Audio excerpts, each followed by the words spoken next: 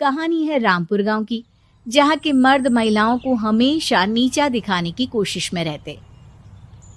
अरे अभी तक खाना नहीं आया, क्या मुझे एक और शादी करने की जरूरत है? नहीं जी नहीं, ऐसा मत करना, वरना मैं कहाँ जाऊंगी। खाना लेकर मैं अभी आई जी। गांव की पंचायत में भी फैसले हमेशा औरतों के खिलाफ ही रहते। मैं जो फैसला सुनाता हूँ वो भगवान की आज्ञा होती है। इस लड़के ने अपने मन से शादी करके अच्छा नहीं किया। लड़के को घर भेज दो और इसकी शादी इसकी जाति की किसी लड़के से करवा दो, लेकिन ये लड़के, इसे तो गांव के बाहर निकाल दो। नहीं नहीं जमींदार साहब, ये क्या बोल रहे हैं? ऐसा नहीं हो सकता। मेरी बेटी मासूम है, इसे अच्छे बुरे की समझ नहीं है। अरे कहाँ जाएगी ये बेचारी? कहाँ जाएगी? इतनी चिंता है तो पूरे परिवार का गांव निकाला कर देते हैं। बेचारे पूरे बसे बसाए परिवार को गांव छोड़ना पड़ता है। चाहे जो हो, अगर बेटियों को कंट्रोल नहीं कर सकते तो गांव में रहने का कोई मतलब नहीं है। यहाँ औरतों को दब कर रहना होगा। कोई भी अपने हिसाब से कुछ नहीं कर सकता, सब ईश्वर की मर्जी से ही होगा। तभी गांव का एक आदमी दौड़ा दौड़ा आता है। सरपंच साहब, जमींदार साहब, वो कालिया है ना, उसकी बेटी पढ़ने के लिए शहर जा रही है। अच्छा, ये कब हो गया? और कालिया की हिम्मत कैसे हो गई ऐसा करने की? लेकर आओ उसे और उसकी बेटी को। बस फिर क्या था, हाजिर हो जाते हैं कालिया और उसकी बेटी सरपंच के सामने। अरे कालिया, ये क्या सुनने में आ रहा है? बेटी को इंजीनियर बना रहा है तू? और ये बता, गांव में तो स्कूल नहीं है, फिर कहां से इतनी क्लास पास कर गई तेरी बेटी? राधा, जो कि कालिया की बेटी है, उसे लगता है कि सरपंच उसकी तारीफ कर रहे हैं। सरपंच जी, मैंने ऑनलाइन पढ़ाई की है, डिस्टेंस लर्निंग से। सभी में मैंने अच्छे नंबर पाए हैं, जिसे देखते हुए शहर की इंजीनियरिंग कॉलेज में मुझे स्कॉलरशिप मिली है। वाह जी वाह, क्या होती है ये? पहले तो ये बताओ, फिर आगे की बात करते हैं। पूरा गांव राधा की बात सुन रहा था और राधा बोलती जा रही थी। तो ऐसे मैं फ्री में एक अच्छी शिक्षा लेकर गांव में जो कुछ परेशानियां हैं, जैसे बिजली, पानी और इंटरनेट जैसी समस्याओं के लिए काम करूंगी।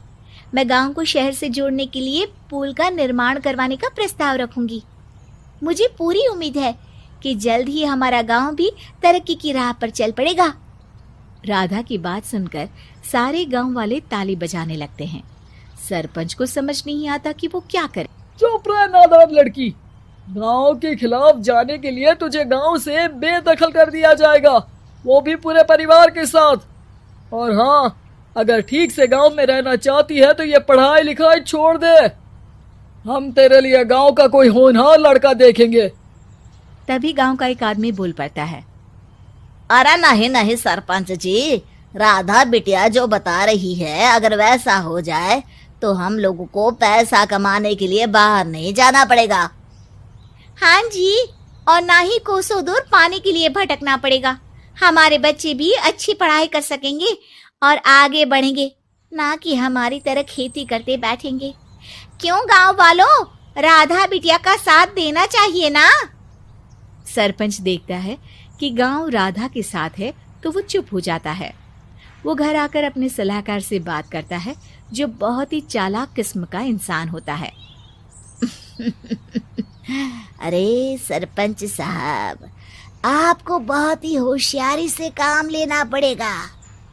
एक बार गांव तरक्की कर गया, यहाँ के बालक पढ़ लिए तो कोई ना पूछेगा आपको। और फिर ये जो बेटा और बेटी है ना आपके, इनको भी आम लोगों की तरह ही जीवन जीना होगा। हाँ, लेकिन करे तो क्या करे? वो ना आप मुझ पर छोड़ दीजिए, बस मैं जैसा बोलूं करते जाइए। अगले रोज सुबह जब गांव वाले सोकर उठते हैं तो राधा के घर के बाहर और साथ ही वो लोग जिन्होंने राधा का सपोर्ट किया था, उनके घर के आगे लाल रंग से कल आऊंगी लिखा होता है। कल आऊंगी, यह क्या होता है? अरे यह तो खून से लिखा है, लगता है कोई भूत प्रेत या चुड़ैल का साया है।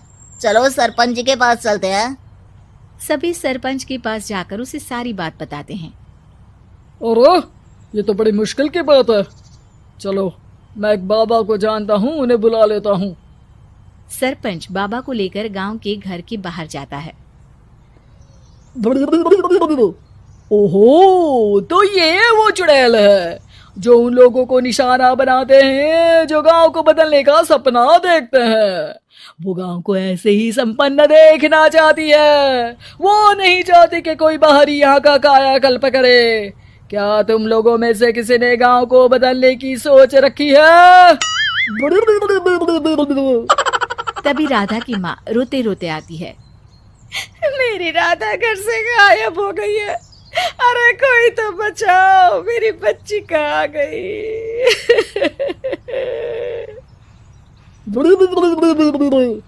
ले गई वो चुड़ैल, तेरी बच्ची को ले गई। अब वो उसे श्रापित करके छोड़ेगी, उस पर चुड़ैल का साया हो जाएगा। तभी बुरी सी हालत में राधा भी वहां आ जाती है। उसके बाल चुड़ैल की तरह फैले होते हैं और कपड़ों में खून लगा होता है। सभी राधा को देखकर डर जाते हैं। माँ, पता नहीं मुझे कौन उठा कर ले गया था। अरे दूर दूर हो जा चुड़ैल, अब हम लोग इस गांव में नहीं रुकेंगे। अरे कैसे बातें कर रहे हैं आप? कल तो आप मेरे भरोसे गांव का हुलिया बदलने, अपने बच्चों को पढ़ाने और तरक्की उन्नति की बात कर रहे थे, तो आज क्या हो गया आपको? ये फिर तुम लोगों को बहकाएगी।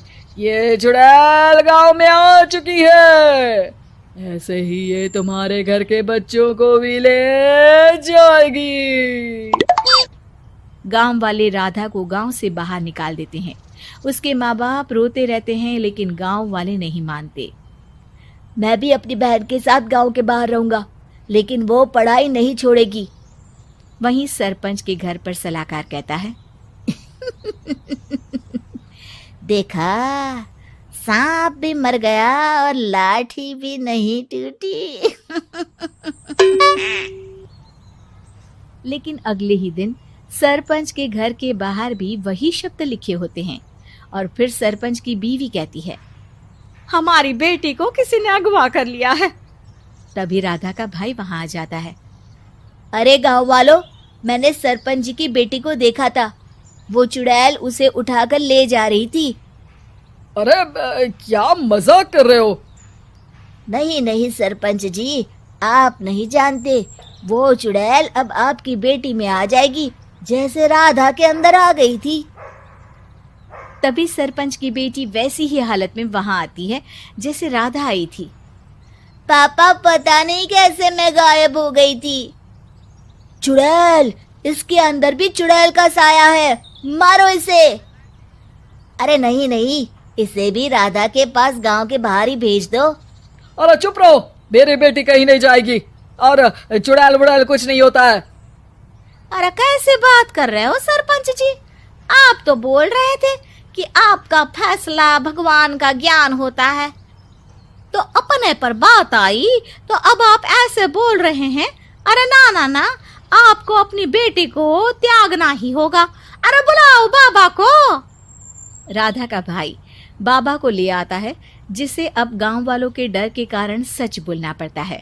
मैं कोई बाबा नहीं हूँ, मैं तो मोची था। ये सलाहकार महोदय ने मुझे कहा था एक्टिंग करने को।